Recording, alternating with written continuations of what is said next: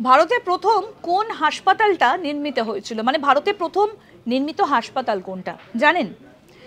সরকারি জেনারেল হাসপাতাল, রাজীব গান্ধী সরকারি জেনারেল হাসপাতাল নামে পরিচিত যে হাসপাতালটা প্রধান রাষ্ট্রীয় মালিকানাধীন হাসপাতাল, যেটা ভারতের চেন্নাইতে অবস্থিত। এই হাসপাতালটাই প্রথম স্থাপিত হয়েছিল ভারতবর্ষে। হাসপাতালটি তামিলনাড়ু রাজ্য সরকার দ্বারা পরিচালিত হয় এই মুহূর্তে।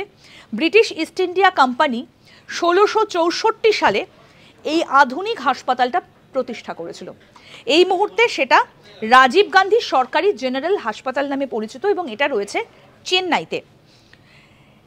ইস্ট ইন্ডিয়া কোম্পানির অসুস্থ সৈন্যদের চিকিৎসার জন্য 1664 সালের 16ই নভেম্বর একটা ছোট হাসপাতাল হিসেবে যাত্রা শুরু করেছিল।